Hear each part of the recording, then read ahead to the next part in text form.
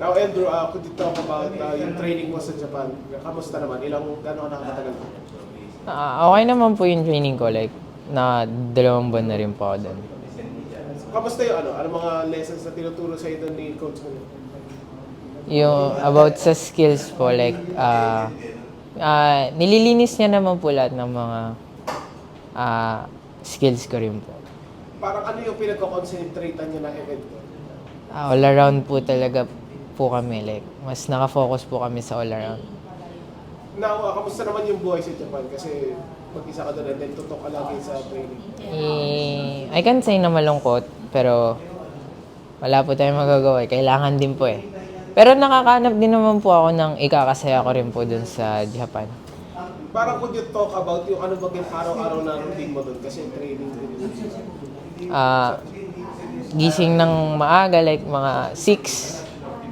Tapos mag-ready, tapos punta dun mga 2 hours before training. Tapos kain breakfast. Tapos after nun, mga alauna, kain lunch. Tapos stretching lang onte. Tapos start na ng hapon.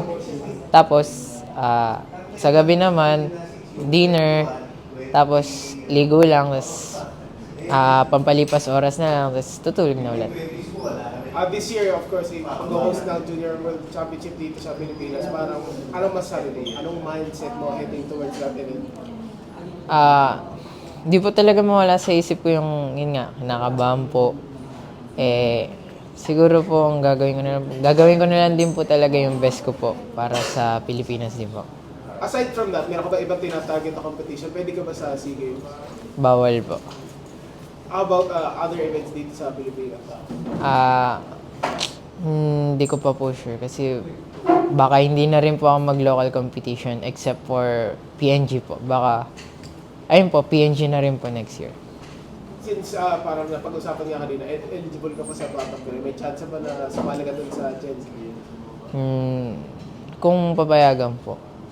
Like, parang ano lang po, like, evaluation, kahit hindi na nila ako isama sa medalist, basta may score.